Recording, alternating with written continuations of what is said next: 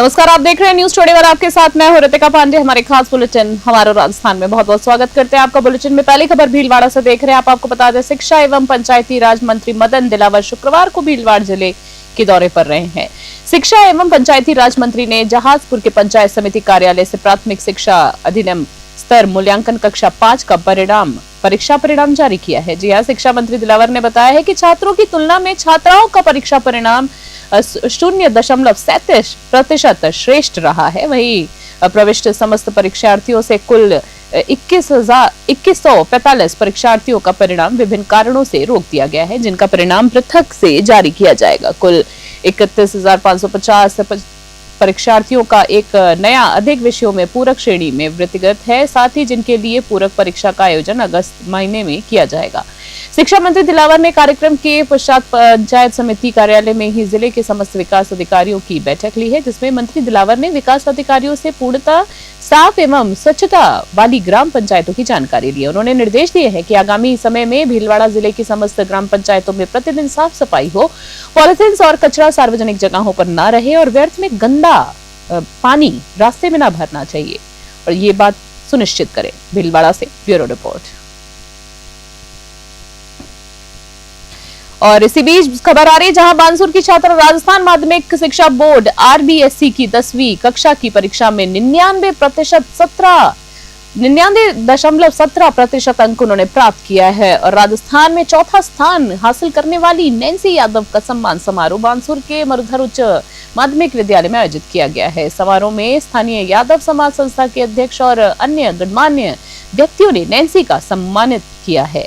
साथ ही नैन्सी यादव ने बताया है कि उसने पूरे वर्ष एक निर्धारित टाइम टेबल के अनुसार सारी पढ़ाई की है और उसका लक्ष्य भारतीय प्रशासनिक सेवा यानी IAS में चयनित होकर देश की सेवा करना है। उनकी इस उपलब्धि पर स्कूल प्रबंधन, शिक्षकों और अभिभावकों ने आभार व्यक्त किया है और गर्व व्यक्त किया है। साथ ही उज्जवल भविष्य की शुभकामनाएं भी दी हैं। नैन्सी की सफलता न केवल उनके परिवार और स्कूल के लिए बल्कि सबके लिए गौरव की बात है। ये छात्रों के लिए भी एक प्रेरणा है।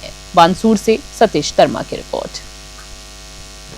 कक्षा 10 का जो राजस्थान माध्यमिक शिक्षा बोर्ड के द्वारा जो रिजल्ट अभी जारी किया गया था, उसके अंदर मरुधर महाविद्यालय की छात्रा नैन्सी यादव ने 99.17% मार्क्स हासिल करके राजस्थान लेवल के ऊपर चौथा स्थान और कोटपुतली बहरोड और अलवर डिस्ट्रिक्ट के अंदर टॉप किया।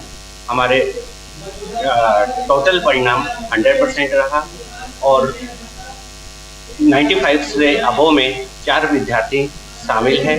जो नैन्सी यादव है, ये बच्ची हमारे पास फर्स्ट क्लास से 10th क्लास तक कंटिन्यू हमारे पास ही की थी। इसकी नींव हम ही ने बनाई थी। इसकी सफलता का श्रेय मैं पेरेंट्स को, बच्ची नैन्सी को और हमारे स्टाफ साथियों को और स्कूल मैनेजमेंट कमेटी को देना चाहूँगा। मैं यही कहना चाहूँगा कि बच्ची शुरू से LKG से इस विद्यालय में अध्ययनरत थी और अब जो स्टेट मेरिट में आई है, उसकी लगन और उसके पेरेंट्स की लगन, साथ में स्टाफ जो उसको पढ़ाने वाला था और मैनेजमेंट की सबकी उसमें भागीदारी हुई। लगभग 200 स्टूडेंट्सों ने कक्षा 10 में परीक्षा में बैठने के लिए भाग लिया। इनमें से करीब 17 स्टूडेंट्स ऐसे हैं जो 90+ हैं। बाकी 5-7 लड़कों को छोड़ करके ऑल स्टूडेंट्स फर्स्ट डिवीजन से पास हुए।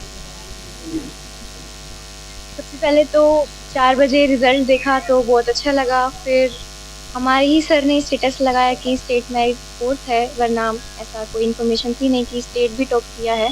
डिस्ट्रिक्ट टॉप की इन्फॉर्मेशन आ गई थी, फिर पता चला तो बहुत खुशी हुई और सबके कॉल्स और कॉन्ग्रेचुलेशन सबने किया, बहुत अच्छा लगा।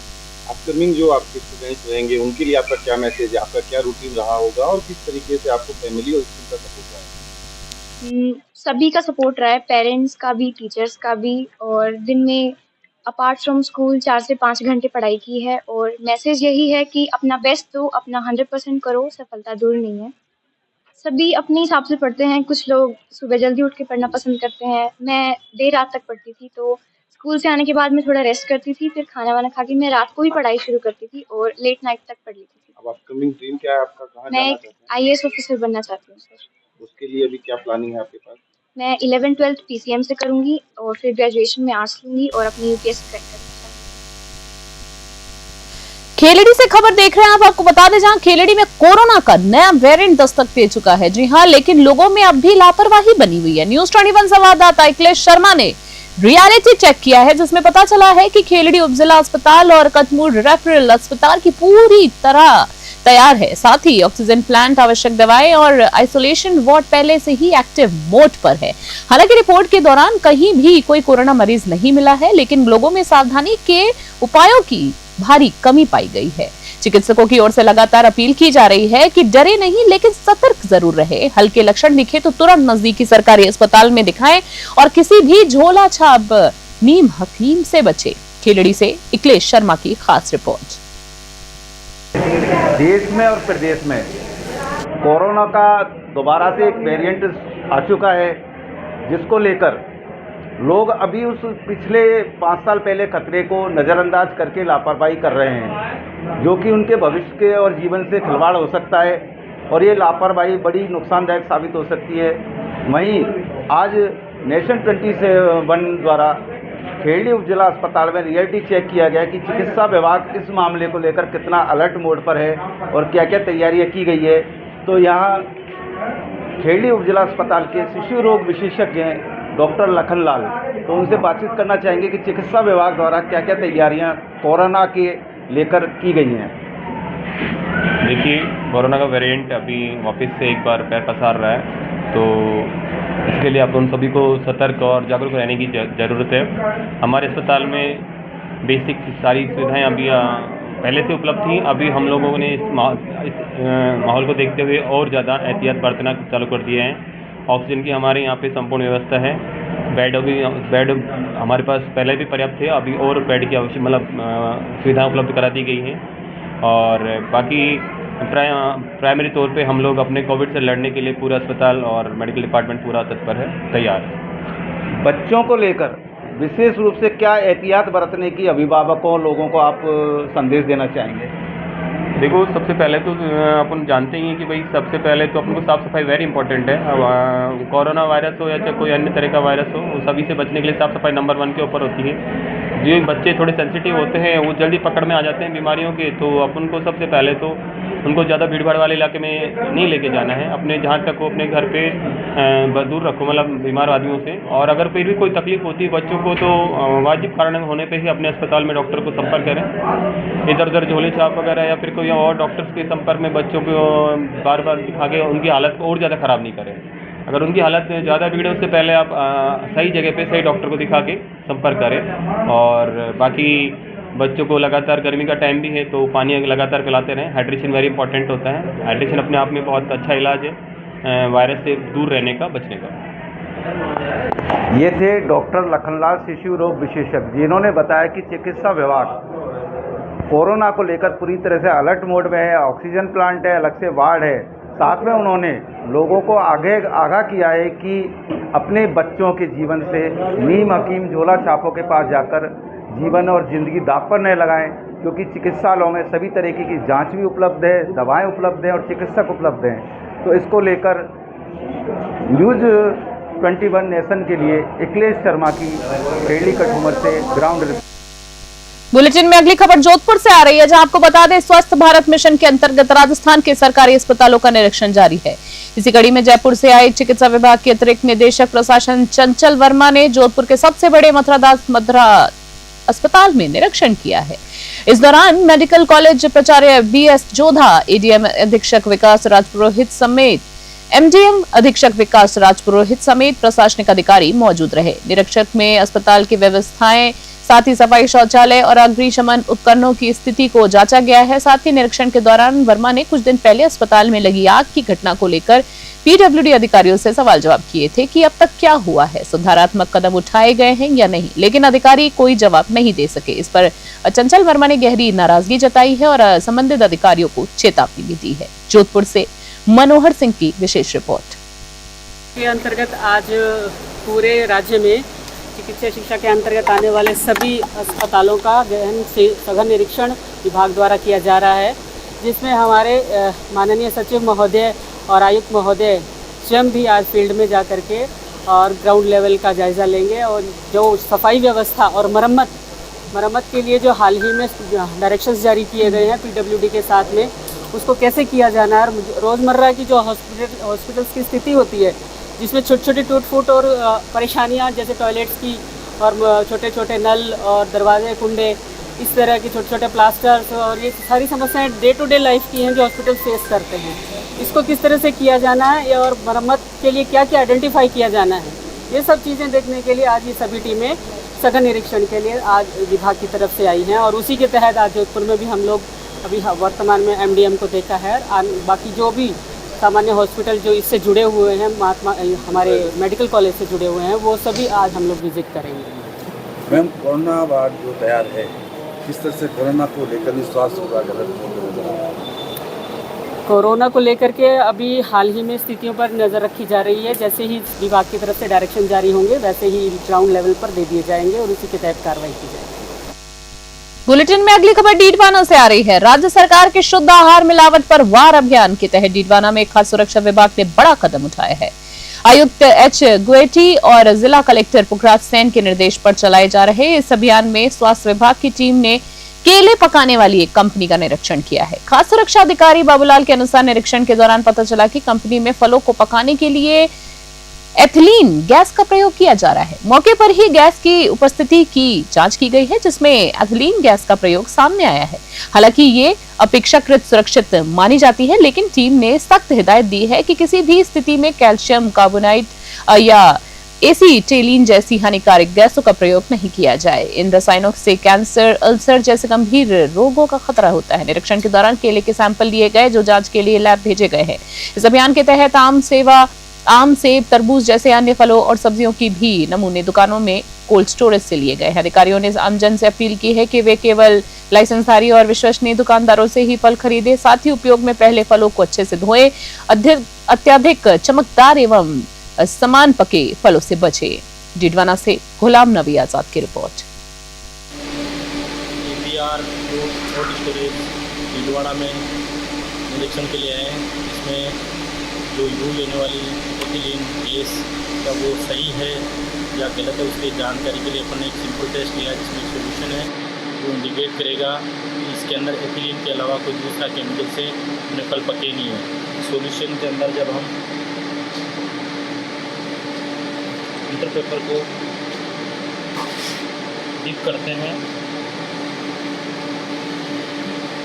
डिप करने के बाद सॉल्यूशन को उस एरिया में ले जाएंगे जिस एरिया के अंदर एथिलीन गैस के द्वारा फल पके जा रहे हैं। अगर इसमें कुछ चेंज आएगा, उसके अलावा दूसरा केमिकल यूज हो रहा है, इनके बारे में अपन स्क्रीनिंग कंफर्म कर लें। और एक बार फिर डीडवाना से खबर आ रही है। आपको बता दें, डीडवाना जिले के शिमला ग्राम के पास बाइक सवार सड़क हादसे का शिकार हो गए हैं। बाइक सवार असुराम राम सिंह बाइक से निब्बी जोधा की तरफ से आ रहे थे और अपने ग्राम सिंह रावट की ओर जा रहे थे। इस दौरान शिमला ग्राम के पास अचानक बाइक के सामने मवेशी आ जाने से बाइक सवार अनियंत्रित हो गए। घायलों को स्थानीय लोगों ने अपने निजी वाहन से सहायता से तुरंत डीडवाना शहर के लिए राजकीय बागड़ जिला अस्पताल पहुंचाया है, जहां पर चिकित्सकों ने दोनों घायलों को प्राथमिक उपचार के लिए भेज दिया। डीडवाना से गुलाम नबी आजाद की रिपोर्ट।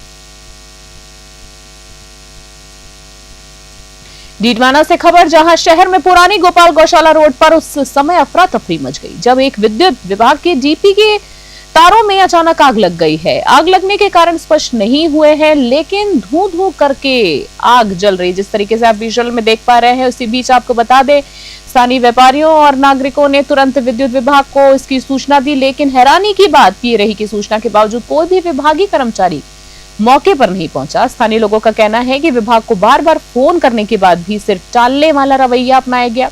खबर लिखे जाने तक डीपी के तारों में आग लगी हुई थी और क्षेत्र में भय का माहौल भी बना हुआ था। यदि समय रहते कोई हादसा हो जाता तो जिम्मेदार कौन होता? स्थानीय प्रशासन और विद्युत विभाग की यह लापरवाही बड़ी दुर्घटना को न्योता दे सकती है। लोगों ने मांग की है कि ऐसे मामलों में तत्काल कार्रवाई सुनिश्चित की जाए।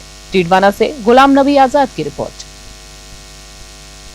बानसूर से खबर, माध्यमिक शिक्षा बोर्ड राजस्थान की 10वीं परीक्षा में बानसूर स्थित आरसीआई स्कूल ने बेहतरीन प्रदर्शन करते हुए क्षेत्र को एक बार फिर से गौरवान्वित किया है और अपना परचम लहराया है। विद्यालय की परीक्षा परिणाम 100% रही है, जिसमें 25 विद्यार्थियों ने 90% से अधिक अंक दर्ज किए हैं। आपको बता दें, विद्यालय परिसर में एक सम्मान समारोह आयोजित कर कुल 42 प्रतिभाशाली विद्यार्थियों को सम्मानित किया गया है। इसमें छात्र नैन्सी पुत्री शेर सिंह और शालिनी यादव पुत्री दिनेश यादव ने 97.50% अंक प्राप्त कर संयुक्त रूप से प्रथम स्थान प्राप्त किया है। समारोह में स्कूल निदेशक डॉक्टर विजय कुमार ने टॉपर्स को साफा दुपट्टा पहनाकर बैग और मिठाई देकर सम्मानित किया है और छात्रों, शिक्षकों और अभिभावकों को बधाई दी है। डॉक्टर विजय ने बताया है कि RCI एजुकेशन हब ने RBSE और CBSE दोनों बोर्ड परीक्षाओं में शानदार गुणवत्ता परिणाम दिए हैं।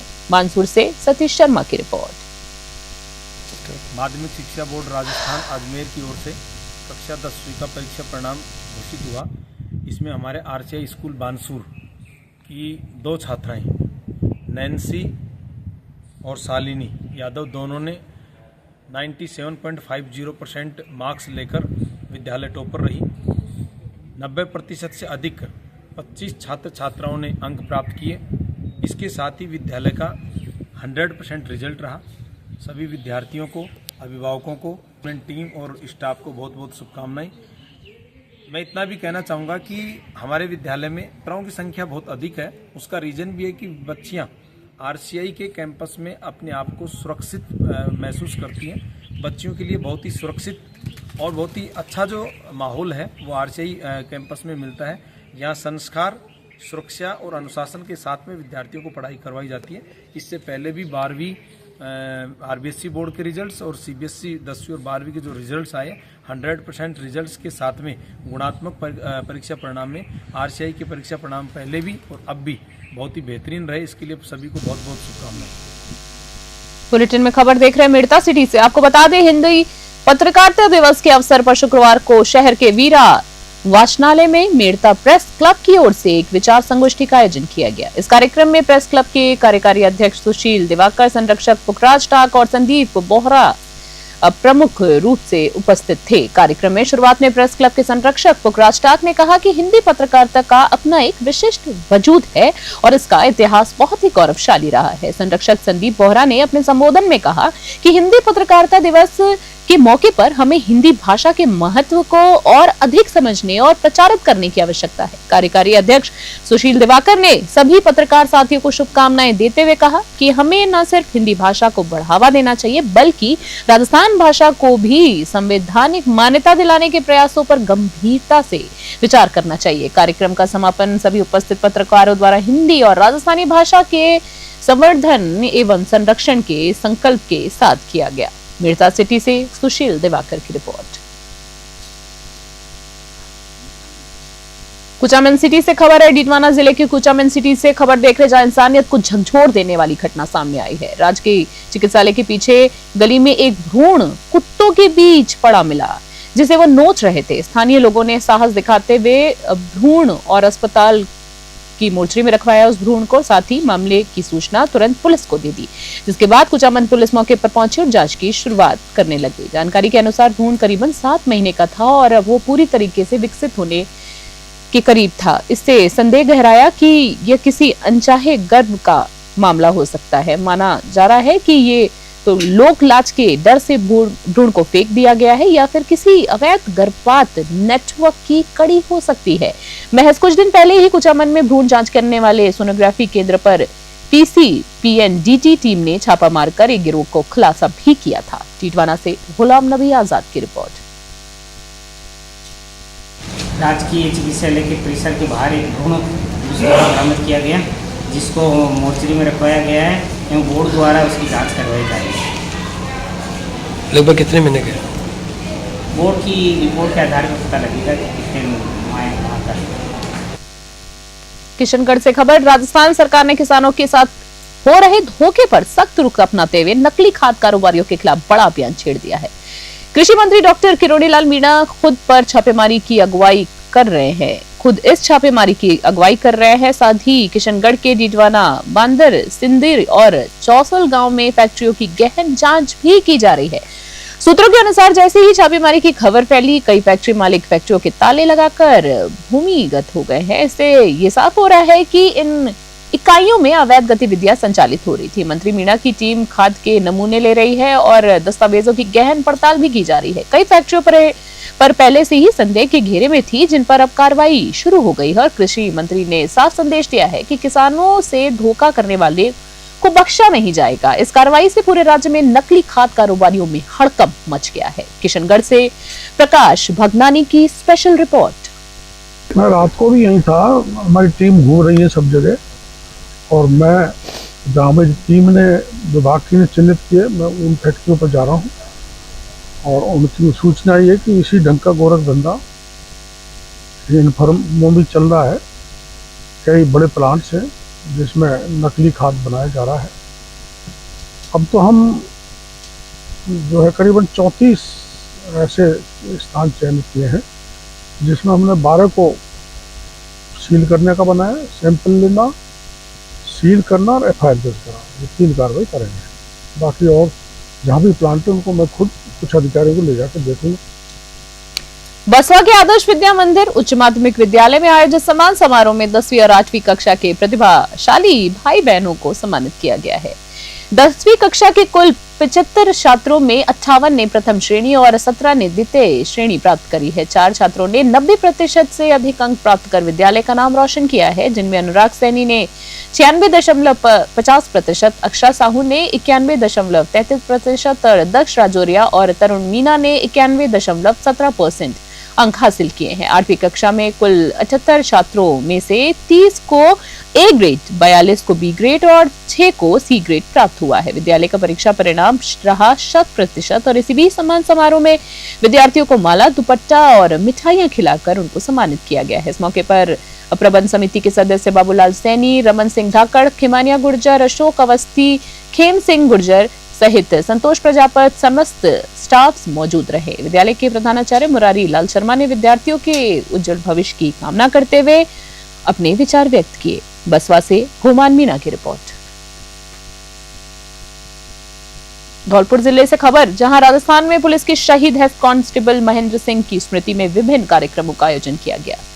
पुलिस लाइन परिसर में पक्षियों के लिए 11 परिंदे लगाए गए, साथ ही स्मारक पार्क में पौधारोपण भी किया गया है। एलओ मोहन सिंह ने पौधारोपण के बारे में प्रकाश डाला है और उन्होंने ये भी कहा है कि बरसात का मौसम आने वाला है, इस दौरान हर व्यक्ति को अपने घर, आंगन और आसपास के खाली स्थानों में पौधे लगाने चाहिए। कार्यक्रम में अन्नपूर्णा रसोई के जरूरतमंदों को भोजन कराया गया, लोगों में शरबत का वितरण किया गया और जगदीश प्रसाद दिवाकर ने कहा कि पौधारोपण अपनों की याद को जीवंत रखने का अच्छा माध्यम है। उन्होंने पौधे की देखभाल का संकल्प लिया। पुलिस लाइन के जवानों ने भी इस मौके पर परिंदे लगाकर शहीदों को श्रद्धांजलि दी। कार्यक्रम में शामिल सभी लोगों ने पौधे की देखभाल का वादा किया है। धौलपुर से संजय कसाना की खास रिपोर्ट।